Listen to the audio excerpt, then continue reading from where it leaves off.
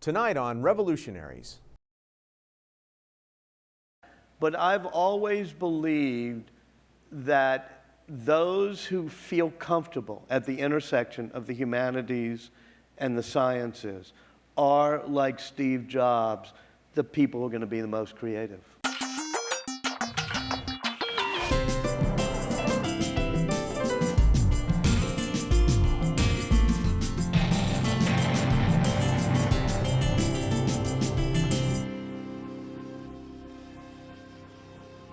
Walter Isaacson is one of the country's leading biographers. Fresh from his 2011 profile of Steve Jobs, Walter has now tackled a new subject in computing, the geeks, geniuses, and renegades who created the digital age. Tonight, Walter Isaacson and the Innovators. Major funding for Revolutionaries is provided by the Intel Corporation.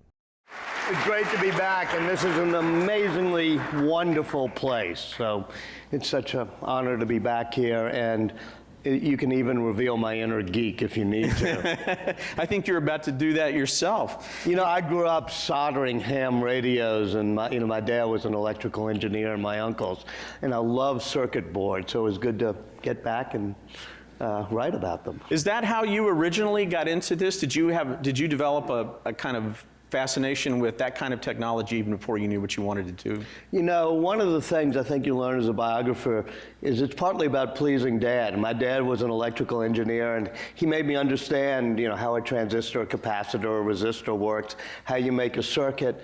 And I was so fascinated by that, I just wanted to sort of convey that excitement. And most people in this room probably remember opening things up, testing the tubes in your radio, figuring out how to make a circuit. But nowadays, I fear that our devices are so closed up that we don't get that hands-on feel and excitement, that I had growing up. And then I was in charge of digital media for Time Incorporated. And at one point, my boss asked, I won't say his name since we're on TV, said, well, who owns the internet? And I said, well, to myself, that's a clueless question. And then he said, well, how did it come to be? Who built it? And I thought, that's clueless. And then I realized I did not know the answer to that. And I thought it'd be really interesting to figure out who were the people who did the internet. And then when I interviewed Bill Gates about it, one of the lucky things about being at Time is you get to meet all these people.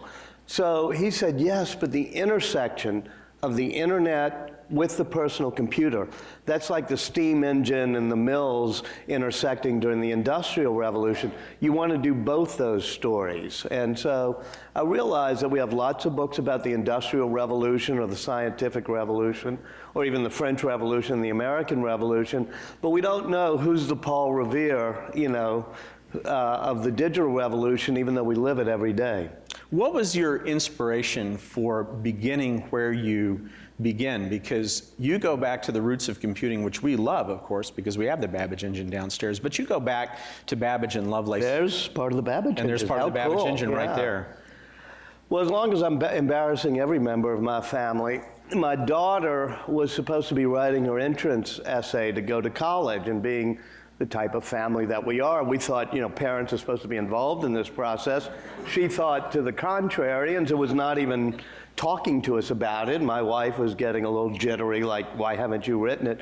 And finally she said, well, I've written it, and I've done it, and sent it in. And I said, who was it on? Or what was it on, I said. And she said, Ada Lovelace. Now, I actually did know who Ada Lovelace was, but I couldn't remember what was it that she did that really helped define the digital and computer revolution. And so Betsy, my daughter, got me very turned on to Ada Lovelace, and I was already writing this book. I've been working on it off and on for 15 years, but I needed some frame for it. And the more I studied Ada, the Countess of Lovelace, Lord Byron's daughter, and her partnership with Charles Babbage, the more I realized, oh, that's a great framing device of the connection of the humanities and poetry to processors and engineering. And you remember when I was here, was talking about Steve Jobs, and I think we even showed it, but at every one of his product launches, he had that intersection of the liberal arts and technology, or liberal arts and sciences. And that's what Ada Lovelace was, with her father being a romantic poet and her mother being a mathematician. She helped create that intersection, which is where the true creativity, I think, happens in the digital age. There's a thesis in this book as you begin that story that I just want to spin out so that everyone understands, at least this is the passage I picked out. You wrote, "The key to innovation, creative geniuses generated innovative ideas, practical engineers partnered closely with them to turn concepts into contraptions, and collaborative teams of technicians and entrepreneurs worked to turn the invention into a practical product." You believe in that ecosystem, and you refer to the ecosystem again and again, that genius and then the practical engineer and then the process of collaboration. Babbage and Lovelace had their own form of that collaboration from very early on. Right. He called her my muse. We shouldn't overstate her. She was in some ways not as great of a mathematician as she would like to have believed, but she could generate and understand the sequence of Bernoulli numbers and make a chart for them that becomes the first published program. And whenever somebody disparages a bit, this is Ada Lovelace Day, so we should all celebrate it. Yes. I say, okay, tell me the 7th and 8th and 9th in the sequence, or 10th, 11th, and 12th of Bernoulli numbers, and how you would do a chart on a mechanical processor like that one to generate them. And then people understand what a partnership she had and how important she was to Babbage trying to create what he thought was a numerical calculator, but she has the great insight that it's not just for numbers. Her mom had taken her to the Midlands of England in the 1830s to look at the mechanical weaving looms that were using punch cards. You have those punch cards downstairs in this museum. They're the punch cards for the Jacquard loom, the mechanical looms of the Industrial Revolution that Ada saw on that trip. Now, her father, Lord Byron, was a Luddite. And I mean that literally. The only speech he gives in the House of Lords is defending the followers of Ned Ludd who were smashing those looms because they thought it put people out of work. This notion of disruptive technology isn't new. I mean, it goes back a long time. Disruption's not new. So Ada, instead of thinking, yes, these machines will put people out of work or bad, she said, oh, these punch cards, and go downstairs and look at them, they're cool. These punch cards, she has a line in her wonderful set of notes she does on the Babbage's analytical engine. She says, it will make the machine be able to weave patterns just like the loom can. And then she says, so the machine will be able to do anything that can be notated symbolically. Not just numbers, but words. It'll make music, she said. It'll do pictures, it will do patterns. In other words, it will be a computer, not just a calculator. So she's pretty awesome. You point out that she is simultaneously maybe one of the most overappreciated and underappreciated people in the history of computing. Why is that? Well, I think she's sort of grabbed onto sometimes for purposes. There are a lot of good books about her. Betty Toole has written 2 books. One, has all of her wonderful letters and a great analysis book, and she's very favorable to the role of Ada. There are a couple other books. Doran Swain has done a great book on the analytical and on Charles Babbage. The most scientific book, I think, is Dorothy Stein's Ada, which does it in balance. But I think even, if I can find it, even in the, there's such a controversy. I kind of like controversy. I'm an old journalist. You like those things. But, I sort of explain, especially there's some guy who did a PhD at Harvard, and he writes, Ada was a manic depressive with the most amazing delusions about her talent. She was as mad as a hatter and contributed little more to Babbage's notes than trouble. So you do have, and this, you do have people. That's a footnote, by the way. Yes, right. I do think that you don't have to overstate her accomplishments in order to just totally marvel at how wonderful it was that she saw the magic and the humanities that could be connected to the machine. And so I try, as I do in all the book, the interesting thing about the digital age is that it's very, very collaborative, and people work together. And then afterwards, they fight over who deserved the most credit. I think Al Alcorn's there, who actually helped, was the engineer for the first Pong and the Atari machines. And even now, there's sort of all these things scattering around saying, no, I did more, I did more. And you've seen that. You see that all the time. You see it all the time. So I try very judiciously to say, here are some of the disputes, but by the way, this revolution is so amazing, there's enough credit to go around. We shouldn't be fighting over it. Now, we have 4 stories on the stage tonight. We started with Babbage and Lovelace, and the second is the Enigma. Oh, that's really cool. Which we'll talk about in a minute. And then just to take everybody through it, the Altair PC, and then the Apple I. And in the middle, we're going to also talk about the ENIAC Women.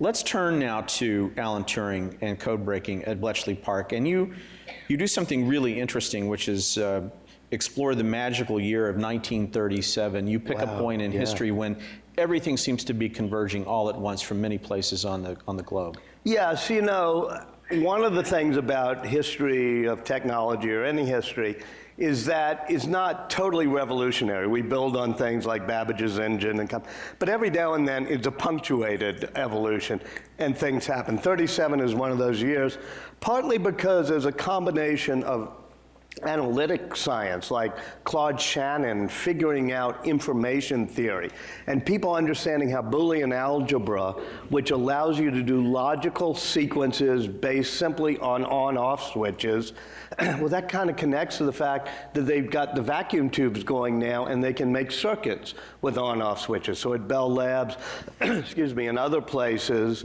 they're making these advances using Boolean algebra. And then you have Turing. Turing has many things that he does, but let's start with Ada Lovelace.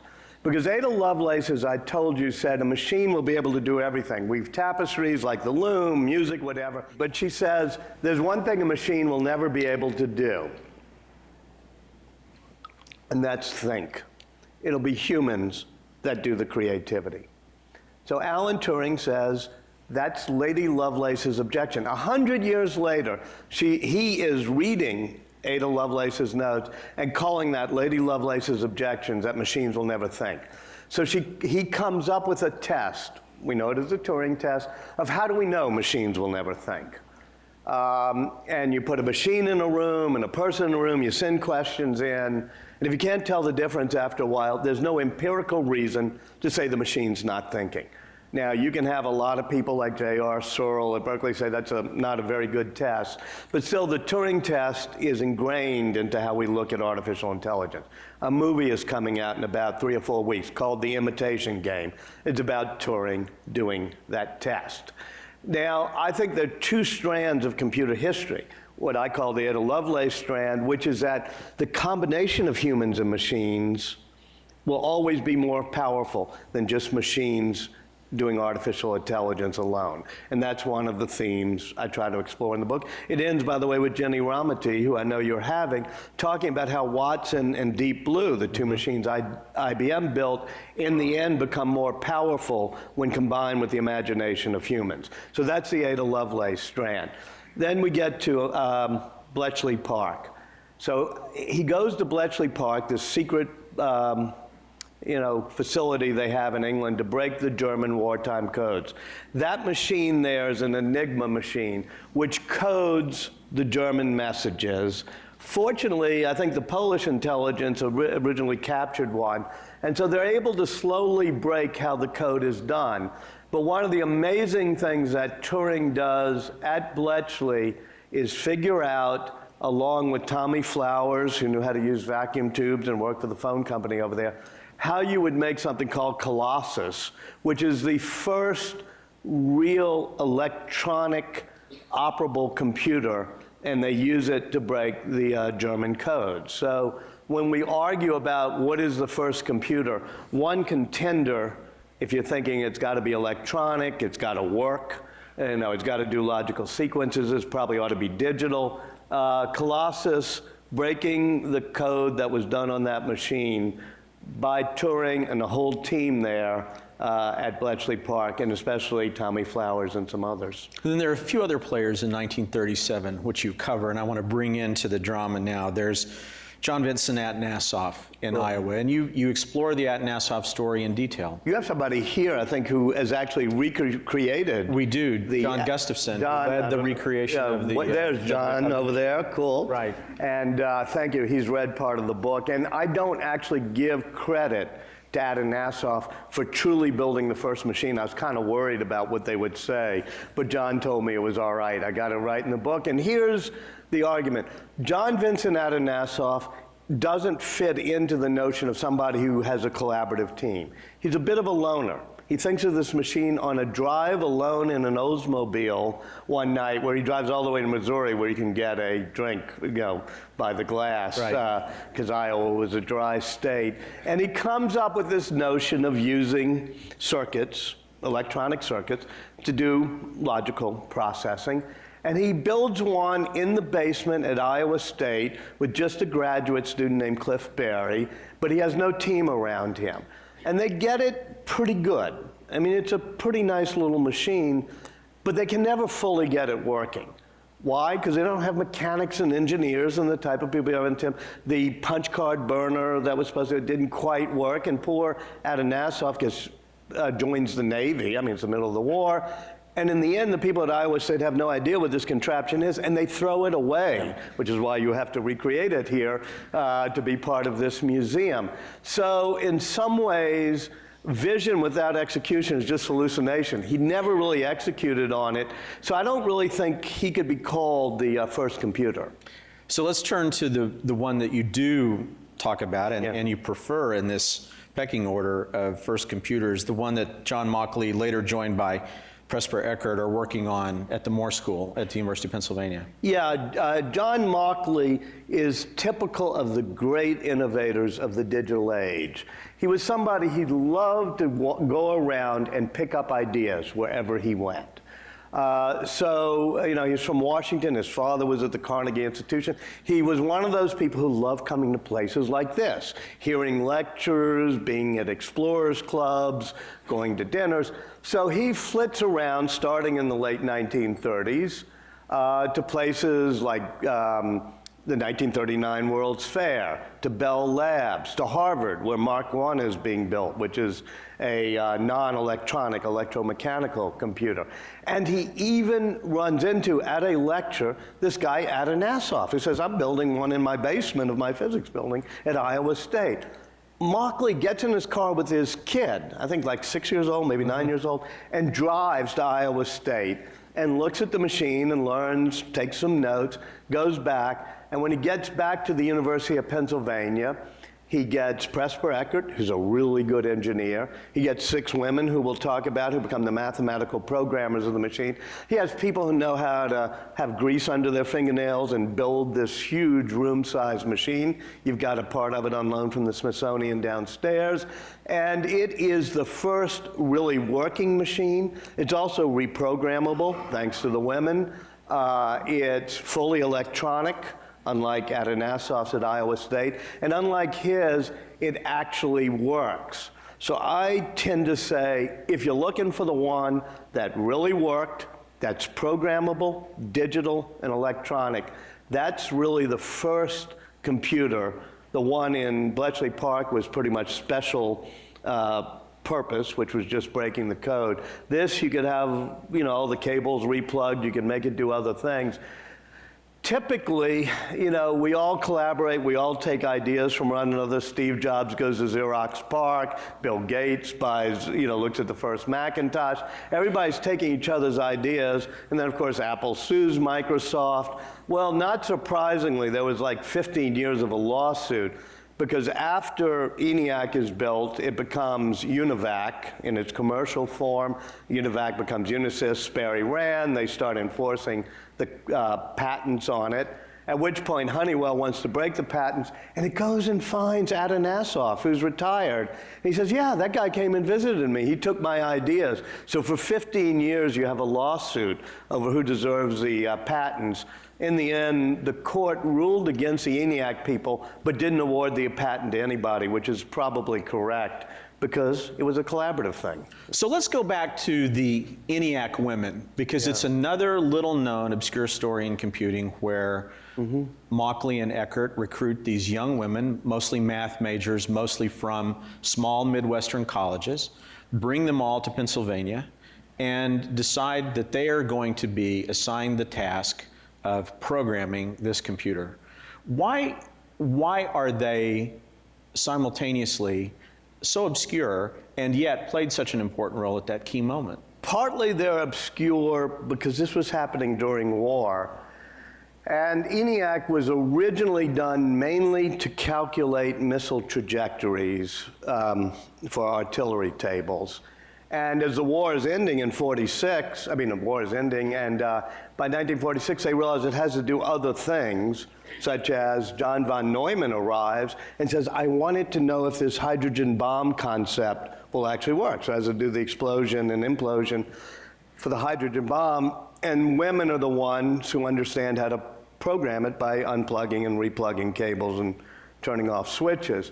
They get written out too because, the boys with their toys thought that they were in charge, and the day that they unveil ENIAC finally in 1946, it's February, it's Valentine's Day. The New York Times is there, there's all sorts of dignitaries from all over, and they're finally going to show off that they have this new machine. Gene Jennings, Bartik, then Gene Jennings, I think Francis Billas and others, they do the program. They have to stay up all night because they've got one thing wrong they couldn't figure out. They finally figured it out. It works perfectly for the demonstration. Then everybody goes to this wonderful candlelit dinner at Penn, black tie, it's in the pages of the New York Times, but the women aren't invited. And it's Valentine's Day, and they take the bus back to their apartments, feeling bad that they didn't even get invited to the dinner. So when you wonder about women in technology, you have to say, we all have to have role models. I told you about my dad. Right. You got to put these people back in the history so that everybody feels included in this revolution and they have role models. All right, so let's move on. You mentioned the semiconductor earlier, and I want to talk now about the transistor and the integrated circuit, but I want to talk about it to draw a contrast, the way that you explain the way teams and collaboration happen, and by contrasting two very different approaches. Right. One is the Shockley approach and his team working on the transistor on the one hand, and then Noyce and Moore in the integrated circuit on the other. Talk a bit about Shockley, the genius inventor, but the really formidable Shockley, personality. of course, you all know about, a genius, but also paranoid and eventually racist. So he's at Bell Labs, which is by far the coolest place for collaboration in the 1930s and 40s. And throughout the mid to late 40s, they have to figure out how to do many things, one of which is amplify a phone signal so you can make a call from San Francisco to New York. And they need a solid state amplifier. You can't do it with vacuum tubes. And so Shockley is leading the solid state team at Bell Labs. I love Bell Labs because it's the ultimate of, a place-based collaboration where in the hallways there, you have this guy, Claude Shannon, I talked about, who figures out information there. You have John Bardeen, who's a quantum theorist. You have Shockley, who's a great physicist. But they're sharing a workspace, or Bardeen is, and a bench with Walter Bratton, who's an experimentalist. He knows how to take a piece of silicon, which, as you know, is a semiconductor that you can dope with impurities and make it conduct better or worse, and therefore be an on-off switch, therefore be a solid-state amplifier. And they understand the surface state, too, which means understanding both quantum theory, but also material science, like what's happening to those, electrons dancing in the surface state of a piece of silicon.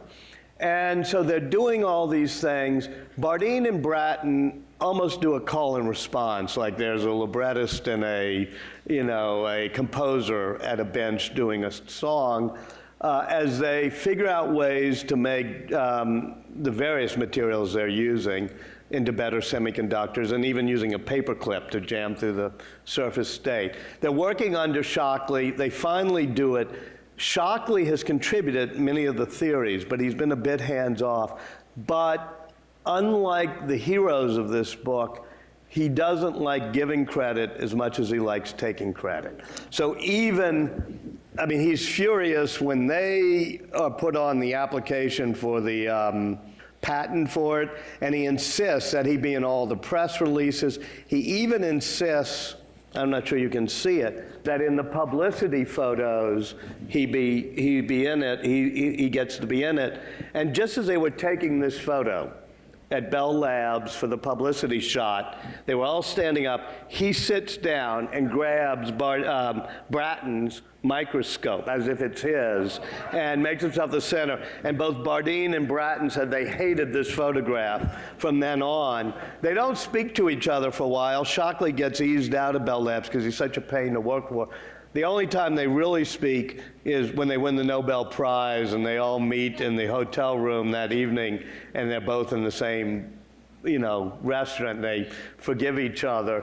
But Shockley comes out here, very nearby, starts Shockley Semiconductor, and is just as paranoid and hard at building teams. So none of the people at Bell Labs will come work with him, but he calls Bob Noyce, he calls Gordon Moore, because he's heard of these young engineers, gathers them to work at Shockley Semiconductor, but after a while, they just can't stand working for Shockley.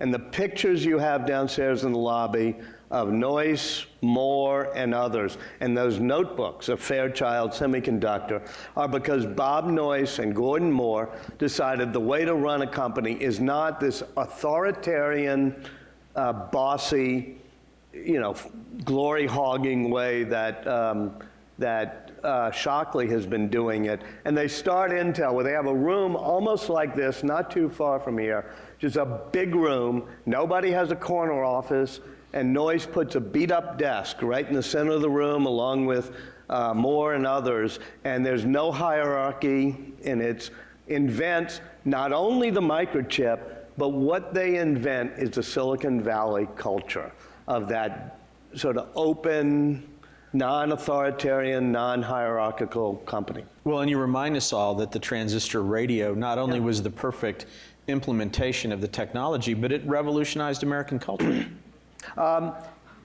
Radios were then a shared appliance. Just like many things, you have something that's shared, like a computer, that suddenly somebody makes personal. So what they do, and they can't get RCA or any big company to do it, they finally make the Regency transistor radio, I think around 1957, and it allows you to control the dial instead of your parents controlling the dial. It allows you to take it to the beach or the backyard or whatever and listen to music. That same month, Elvis Presley puts out his first album. Now, I'm convinced, and it's not just my theory, others have written about it, that there's a symbiosis at times to inventions. Rock music would have had a hard time taking off if it was only that radio in the living room that parents controlled the dial. And by the way, transistor radios became a must-have thing. I remember, I was not in 1957, but in the early 60s, getting my transistor radio. How many? It's just 4 transistors. No, mine has 6. And you could listen to any music you wanted, especially the ones your parents didn't like. And so you have that symbiosis, just like the automobile industry and the oil industry grow up symbiotically. But I think more importantly, if you want to look at the trajectory of digital revolution, it's making our machines more personal. Mm-hmm. Taking a computer, which is a big hulking thing, and finally, no, you can put it on your lap. Taking radios, taking an iPod. Nobody knew we needed 1,000 songs in our pocket until Steve Jobs said, yeah, music is personal. That's the perfect segue to our fourth story, which is the PC. Oh, yeah. And we're going to talk about the Altair now, and of course, the Altair story is completely bound up in the story of Bill Gates and Paul Allen. And I want to... And Steve Wozniak. And Steve Wozniak and Steve Jobs. And I want to talk about that because we got the Apple I over there too. But let's focus on Gates and Allen now. You write about their relationship in very detailed and very personal terms. And I wonder, when you started this book, did you intend to examine the personal relationship between Bill Gates and Paul Allen as part of the story? Well, you know, when I talk about collaborative teams and we talk about visionaries and engineers and everybody putting in a team, often teams have at their kernel a pair, Babbage and Lovelace, you know, whatever it was, and Steve Jobs, Gates and Allen, and Presper Eckert, John Markley. You can go all the way down the list, two people who work together to form the kernel. And I mean that almost in the computer sense of a computer operating system, the kernel of the operating system. And so I was always, you know, I talked to Bill Gates from the very beginning. I think I mentioned he was the one who said, no, make it about the PC and the internet. So I interviewed him many times, and very, you know, formally for the book, a nice long interview with him in Seattle. But the really important thing is when the Altair comes along, it does exactly what we said, was it takes something that's a big old impersonal thing, i.e. a computer, that up until then, we kind of feared were going to be Orwellian. They're going to be controlled by the government and the Pentagon and big corporations. This guy, Ed Roberts, makes it something that a hobbyist can do. Now, with all due respect to the Altair, it's a pretty rinky-dink thing. I mean, it's got a few lights on it and a few toggle switches, but people went nuts because you could own it on your own. You could solder it, and you could make it do things. It didn't have any basic, or it didn't have any programming. So that's where Bill and Paul come in. One of the things we recovering journalists like to believe is that if you have a great product and it's like Bishop Berkeley's tree and falls in a forest and nobody hears it, you're not even sure it makes a sound. One of the cool things that Ed Roberts did was get it on the cover of Popular Electronics. He knew one of the editors there. So Paul Allen, in December of that year, is going to the Harvard Square newsstand, the thing right at the corner, in the middle of Harvard Square, because his friend Bill Gates, who's at Harvard, and has convinced Paul to drop out and to leave and to come to Cambridge and not really do much of anything. He sort of has a job, but, you know. So he's there, and he sees this thing. He says, it's happening without us. And he grabs a copy of the magazine, and it's snowing, and he trudges through the slush to Courier House, which is Bill Gates' house at Harvard, and says, this is happening without us. And Bill, as you know, starts rocking, you know. And he's reading this, and he's rocking, and he's right about to go to exam period. He blows off all the exams, and they sit there using the computer right next to the Mark I that Grace Hopper had done, but a PDP one, and a later version of a PDP that was at the Harvard Computation Lab, and they write BASIC for the Altair. Bill Gates basically doesn't shave at this point, but Paul Allen at least can grow sideburns, so they want to figure out what to do, and they realize that Paul Allen's going to have to be the one to bring it to Albuquerque when they're making the Altair, but Bill is sort of in charge. So they decide Bill should call Ed Roberts and say, we have a version of BASIC, but he should say he's Paul Allen. So he makes his voice deeper, says he's Paul Allen. Ed Roberts says, okay, if you walk through the door with it, you got the contract. And so then Paul Allen flies to Albuquerque, and they make the first of their two really good deals, because you got to be a good businessman. They say, fine, you can have BASIC for the Altair, but we keep the rights to it, and we get to license it to anybody else. Sound familiar? It's what they do with IBM, with the operating system. And so that's why BASIC becomes the standard. The Microsoft BASIC becomes the standard. That anecdote about you pretend you're me and talk to this guy on the phone, it's very telling, because you talk about it. There's another anecdote earlier when they're young boys really working in Seattle. The Lakeside High School Lab, and there are four of them. They get a contract, actually, that Paul Allen becomes convinced that he can work on with another member of the Lakeside group, not Bill Gates, and they take it on, and they try to do this job for a company in Portland, and they get about halfway through, and they discover they can't do it. So Allen calls Gates and says, man, we're in trouble. I got to have you come back. And then you have this quote, and I want to read it because it's so interesting. Gates says to Allen, okay, but I'm going to be in charge, and I'll get used to being in charge.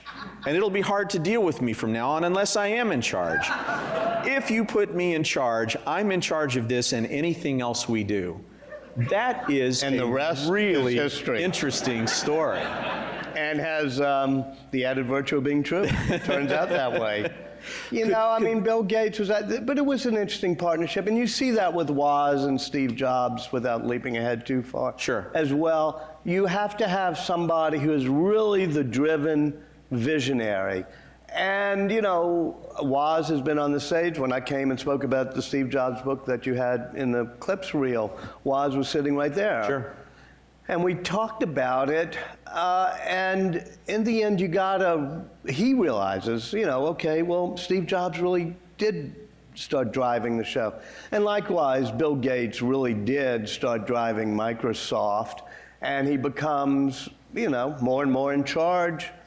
I try to be not judgmental about that. Sure. I mean, it turned, and, you know you should read Paul Allen's book, and Paul Allen's memoir is very good. And I think he has some resentment, but, you know, Bill Gates was pretty awesome, and he knew how to code and knew how to run a company. Now you do, lest we think, or we give people the impression we're on a journey that stops about 1986. You do a wonderful job bringing the story current, talking about the online world. This is long before the internet and the World Wide Web, and then the rise of the internet, and then the rise of the World Wide Web on top of the internet. What in that whole mix to you did you really fasten on as the story that you thought really was emblematic of that Well, emblematic marriage? of the digital revolution was the creation of ARPANET, and starting with J.C.R. Licklider. If you have to have one or two unsung or little-sung heroes, Licklider is this, once again, you know, Missouri person, aw-shucks personality, likes giving credit more than taking it. When he's doing the SAGE air defense system, and he's at MIT and other places, Lincoln Labs, BBN later, you know, he creates a notion of the interactive computer display that's easy to read, because if you're doing an air defense system, you got to know real quickly what's happening. It's got to be fast and interactive. Batch processing doesn't work. He also realized he's got to, you have it downstairs too, the SAGE system. You have to have 23 of these things all over the country, and they've got to instantly connect. He comes up with a humorous phrase, the Intergalactic Computer Network.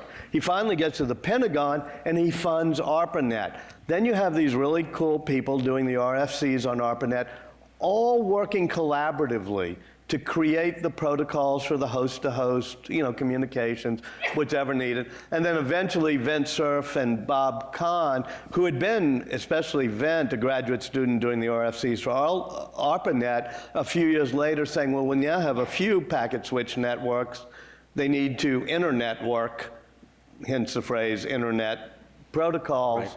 And they do TCP/IP together. So that's cool, but one of the things I noticed, because I grew up in this very thing, I was running new digital media for Time Incorporated, was back in 1990 or so, the internet is really big and it's wonderful, but you can't get on it if you're just a normal person. You have to be at a university, you have to be at a research lab, you have to be whatever. You can't just from home dial up. Likewise, the personal computer, most of the people who invented it, from Alan Kay to Steve Jobs or whatever, they kind of wanted it as a personal creativity tool. It was not seen as a networking tool. In 1990 to 94, something amazing happens, which is we get to interconnect our computers, our personal computers. It starts with the online services that weren't then connected to the internet, meaning the well. Eventually, Steve Case helps take over America Online, which was a sort of flailing company started by Bill von Meister. But once again, you needed a team, like a visionary like von Meister and Jim Kimsey and Steve Case who could implement it. And then I think it's in, I can't remember exact year, maybe 93. It's called the Endless September, because all of you net denizens who didn't like the unwashed coming on, every September there'd be a new wave of people who got to come on the internet because they went to college and all of a sudden they get on the internet. And that was called the September problem, because they'd all come on and post on the bulletin boards and Usenet groups stupid things. And eventually they would get their netiquette straight and be okay. AOL, because of Al Gore, because, you know, we all make the joke. I promised you'd tell that. But Al story. Gore in the 1992 Gore Act in 93 allows the internet to be opened up to online services. AOL and Delphi are the first two to do it.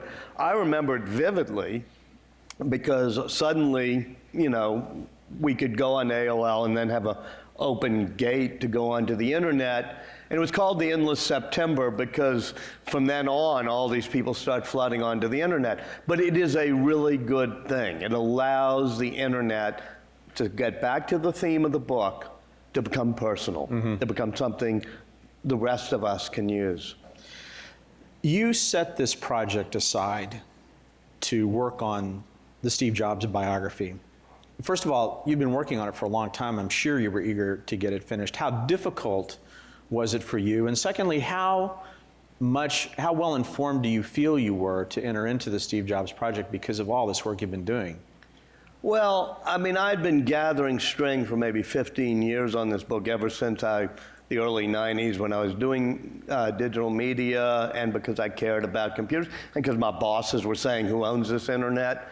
And as I said, I'm probably not the best historical researcher in America. You have Leslie Berlin did the wonderful book on Bob Noyce, knows the archives here at Stanford, left, right, and center. I mean, just great. And I may not be the best journalist. I mean, you'll have a Bob Woodward here who really, but I know how to mesh the two. I know how to call Gordon Moore and say, I want to come to your house in Woodside. And I have the really good fortune in my life of having been at a place like, CNN or Time or writing books, where if I call Larry Page and say, look, I really want you to sit down and go through it with me, he says, fine. And I show up and I spend time doing it. And so I have that, little advantage that comes from being a journalist. So I tried to put those two things together in doing this book, which meant it took throughout the 90s. I'm just gathering string. Every time I'm interviewing, we made Andy Grove Man of the Year at Time, but I spent a lot of time with him sort of saying, okay, how did Intel come about? And that all went into this folder here. I was in no rush to write this book, and certainly when I had the chance to do the Steve Jobs book, it was not painful to put it aside to do that. But the time had come, and I really wanted to pull it together. You mentioned that you put sections of your book up to be crowdsourced and looked at. There's a question here about that. How satisfied were you with that process? I was blown away. I mean, this is not new. I mean, Benjamin Franklin creates the the Colonial Postal Service, partly so people can share ideas, documents. He was a scientist, as you know. He forms the American Philosophical Society. So all these papers get exchanged and people comment. We have been doing that, forever. When I was at Time Magazine, you wrote a story, it got sent to all bureaus for comments and correction. Whenever I wrote a book before, I'd send it to 20, 40 friends and say, comment, correct. Now, in one day, when I put it up on Medium, this chapter on Silicon Valley as a cauldron of different tribes that form this anti-authoritarian, wonderful ferment, I got, I think, 17,800 comments and corrections, which is really cool. And I tell you, a lot of them are in there. I mean, so it, and I think, here's something, I'll float this idea. Go. This book should not be just a book handed down by an author. At some point, and you and I are going to work together on turning this into a multimedia book next year. I don't know if we're ready to announce it, but I want all this stuff here to be... We just did. But the next thing I want to do is a book like this should be somewhat like a Wikipedia document where everybody can add things, but also multimedia. So Charlie Klein can take his logs from that very first day that the ARPANET is done and upload them, and it becomes part of the book. And Al Alcorn can do the scheme for Pong in the book and say, let me put it up. And by the way, I've got some pictures, I've got video, I want all that uploaded. And maybe thousands of people could do a collaborative book. I, as an author, think it probably should be curated, but our role as authors should be as curators of a crowdsourced living multimedia book that, and the next phase of it, I hope, of the revolution, will be when Bitcoin or other easy currencies allows it so if you put this book, and it is collaboratively created and crowdsourced, that the money that people, and I do still believe that content shouldn't always be free, you know, I mean, that if people pay $10 for the digital version of the book, that money can be allocated based on all the people contributed, just like the royalties from songs or whatever are allocated. So I envision 5 or 10 years from now, collaborated, crowdsourced, curated, royalty-shared, multimedia forms of narrative history. That's amazing. That's and we'll do it here. Vision. Let's do it here. Absolutely. There is one additional story before we leave this whole area that I would love for you to tell, which is your own experience trying to change the Wikipedia entry about Albert Einstein. Right. Well, you know, when Wikipedia came up, and I think it's 94, 95, this wonderful miracle year where all these things are happening, maybe it's a little bit later. You know, like a lot of people, I was fascinated about the power of collaborative crowdsourcing. And so I was then finishing or doing, I can't remember, maybe I'd finished, this biography I wrote on Albert Einstein. And I go looking around, people say, oh, Wikipedia is not reliable, and I'm sort of stunned at how reliable it is, that if, of course, idiots can put things in, but you can, you know, they have the reversion button, and the crowd reverts things that are bad. And actually, reversion wars have been fought on Wikipedia with more intensity than I think real wars that we're fighting now. I mean, they're pretty bad, but somehow it turns out right. So the Wikipedia entry on Albert Einstein says that in 37, he secretly traveled to Albania because King Zog gave him a visa to escape the Nazis. Not one word in that sentence is true, but it's there on Wikipedia. So I take it out. Boom, it comes back. And it always has these citations because they're very passionate Albanian, you know, expatriates who have websites in which somebody says, my uncle once told me that he was walking down the street and he met Albert Einstein who was going to see, you know, and so it has references to weird websites in which somebody's cousin said his uncle knew King Zog and gave him the visa, and it kept getting put back in. So me, under both my real name and a Wikipedia handle, I'm trying to figure out how you do this, said, no, it's not true. And by the way, here's where he was. He was at Princeton. Here's the passport he was using, you know, Swiss. You know, he was not in Albania. Boom, it keeps coming. Finally, it just disappears. It comes out, the entry turns out to be correct. And at first, I did not attribute this to the wisdom of crowds, because I said the wisdom of crowds got it wrong. I was the one who fixed it. You know, I fixed it. Then I realized that I'm just a part of the crowd. And every now and then, I added a tiny bit of wisdom to the wisdom of the crowd, but that's what the crowd was. It included me and you and everybody else. So that's when I became a fan of crowdsourcing and collaboration and the wisdom that can come from that. I love that story, and I love your vision of the future telling of history. Sure. Love to collaborate with you on that. We're here. All right, so that's it on the audience questions, and I want to close with the return to the theme that you sounded earlier. You credited Steve Jobs with it. It's very much an original idea for you, the way that you're talking about it these days. You gave the Jefferson Lecture this summer for the National Endowment for the Humanities, and you talked about in great detail that intersection of the humanities and technology, and it's a theme you're really beginning to explore. I wonder if you would talk a little bit more about I mean, the book begins with Ada, and it ends with Ada, and it ends with Ada forever, because her vision of the combination of human creativity and machines has turned out to be more powerful, even though someday we'll hit the singularity and you can invite all the people back who have predicted it, but it's always 20 years away and it's always 20 years more away, whatever. But in the meantime, the connection of human creativity augmented by the power of machines, as Doug Engelbart and others said, has proved great. And you can even to today, I mean, the end of the book is with Google. The Google algorithm is not just some computer algorithm. It's a computer algorithm that also connects to the individual human judgments, millions a day, made by people who put links on their web.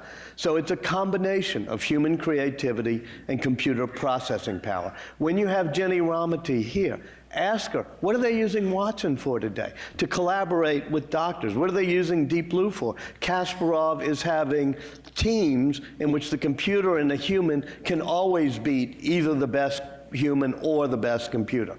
So I believe in that, and at the heart of that vision of Ada Lovelace is that if you're going to connect humans to technology, you have to connect the humanities to the sciences. You have to feel comfortable with both. That's what Google is all about. That's what Justin Hall creating blogging is all about. That's what Ev Williams, when he does Blogger and then Twitter, but now Medium, his new platform, that isn't just about computer platform. It's about connecting it, making it more intimate and more personal. Alan Kay got that vision at Xerox PARC. One of the ultimate people ever, Steve Jobs. Make it personal. Make it so, and stand at that connection of the humanities and our technology. So maybe someday there will be a singularity in which the machines won't need us and they'll leave us behind. Lord Byron felt that. He was there with Mary Shelley when they wrote Frankenstein's monster, which is the great sort of theme of that.